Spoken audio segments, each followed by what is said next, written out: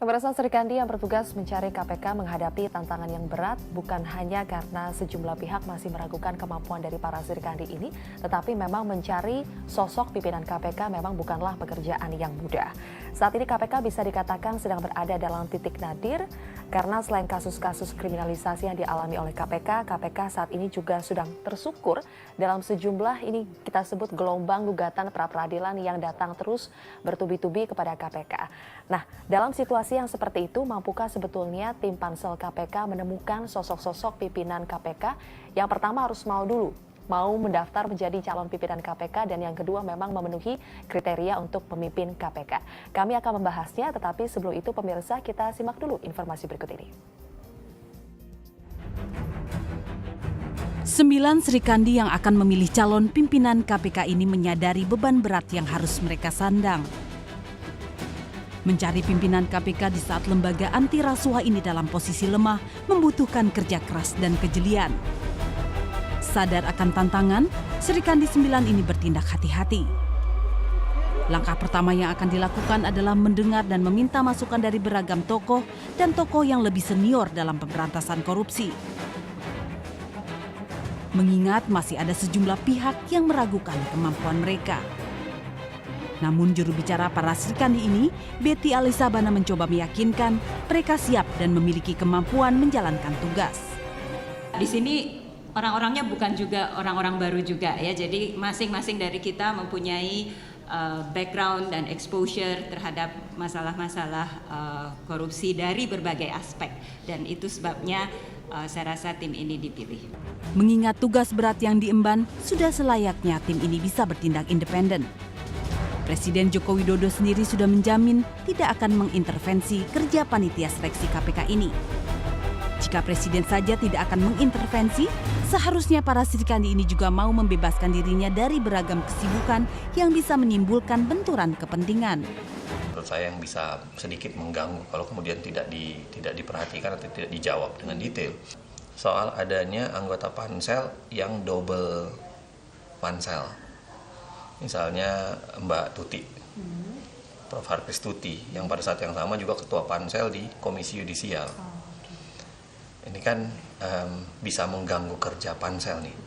Pemberantasan korupsi bukan hanya berada di pundak para pimpinan KPK semata, melainkan merupakan tanggung jawab bersama. Oleh sebab itu, tim ini juga mendorong masyarakat untuk mau membujuk tokoh yang dinilai layak untuk menjadi pimpinan KPK agar bersedia mendaftar.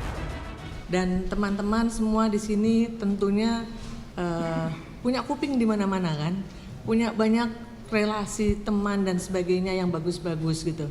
Jadi tidak ada salahnya untuk bisa mengajak mereka-mereka yang bagus untuk bisa mendaftarkan kepada KPK. Karena kalau bukan dari kita, siapa lagi gitu.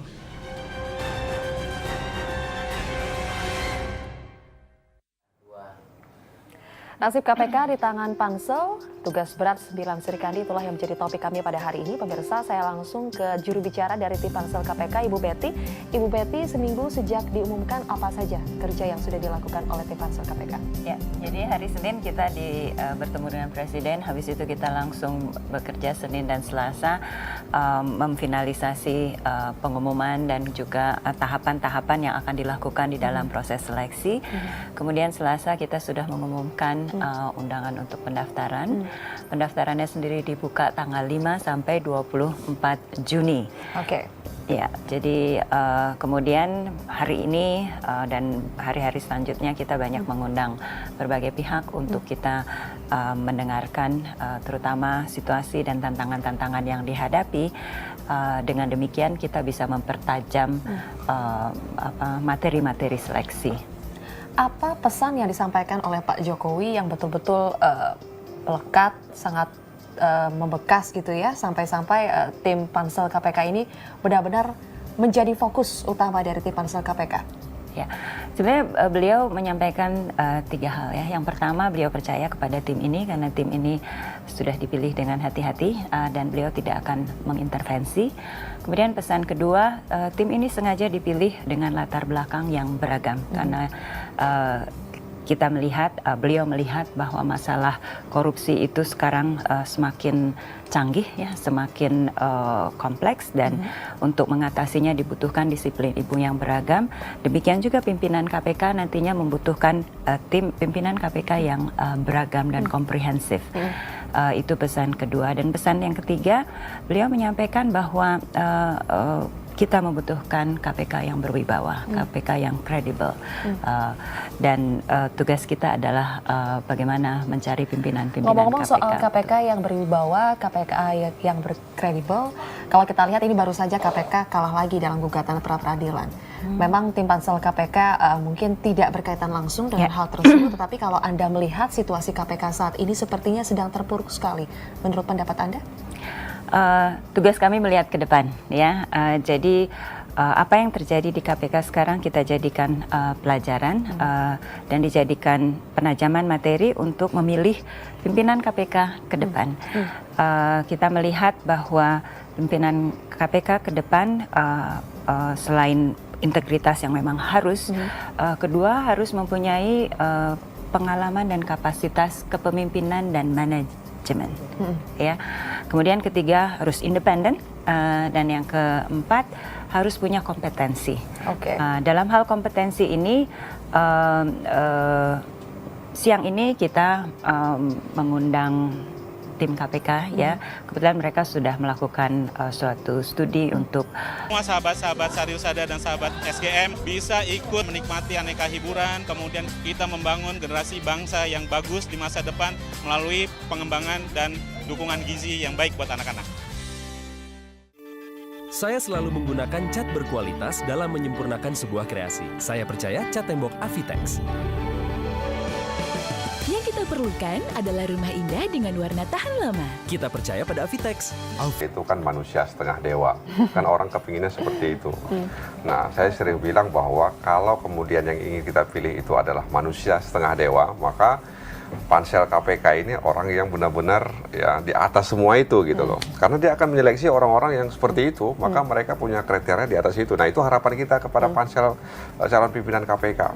Nah, misalnya ya kami di Komisi 3 DPR RI itu kan menyeleksi calon-calon hakim agung. Nah, harapan masyarakat kan orang yang menyeleksi itu kan di atas rata-rata calon hakim agung begitu kan. Nah, akhirnya kan kritik masyarakat ini kami jawab dengan mengundang para pakar membantu Komisi 3 untuk menyeleksi calon hakim agung atau calon hakim Mahkamah Konstitusi. Pak Nasir, saya ingin tanya, ini masih terkait soal kalahnya KPK dalam gugatan pra-peradilan yang terakhir. Ini berarti dengan beban kerja yang berat, kemudian risiko kerja yang berat juga, bagaimana caranya tim pansel KPK ini supaya bisa menjaring orang-orang yang pertama mau dulu deh untuk mendaftar? Sebenarnya kan kalah di pra-peradilan itu juga bukan hal yang luar biasa. Itu hal yang biasa sebenarnya. Tapi kalau sudah 3 kali? Sebenarnya kan hal yang biasa juga. Yang sebenarnya yang digugurkan itu kan statusnya, ya, bukan kasus hukumnya, ya. Jadi kasus hukumnya itu bisa saja dilanjutkan kalau misalnya KPK memiliki bukti-bukti ya terkait dengan kasus tersebut. Jadi orang digugurkan karena mungkin hakim melihat bahwa ada proses tahapan-tahapan yang barangkali tidak sempurna, yang cacat, sehingga kemudian hakim memutuskan bahwa status dia ini digugurkan. Tapi bukan berarti KPK berhenti untuk menyelidiki kasus itu. Jadi saya melihat bahwa di satu sisi mungkin sebagian orang melihat ini sebuah keterpurukan. Tapi saya melihat inilah realitanya KPK. Jadi artinya ini juga koreksi ya, koreksi bagi pimpinan KPK untuk melihat itu. Jadi bukan pimpinan saja yang diharapkan untuk baik. Yang lebih penting adalah bagaimana penyidik dan penuntut di KPK itu juga harus lebih baik. Gitu Kalau Ibu Ani melihatnya, apakah memang rentetan peristiwa yang tidak menguntungkan bagi KPK ini dapat mempengaruhi proses seleksi nanti? Saya sih optimis masih banyak orang yang bisa terpanggil untuk bisa ikut mendaftar di KPK.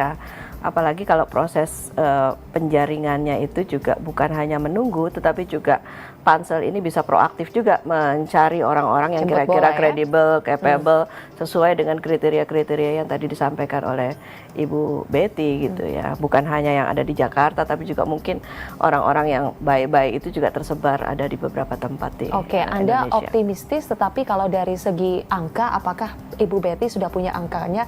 Kalau yang saya baca ini katanya setiap periodenya itu selalu turun jumlah pendaftarnya. Tapi nanti kita akan jawab Bu Betty, kita harus jeda terlebih dahulu pemirsa, tetaplah bersama kami di Bincang Pagi.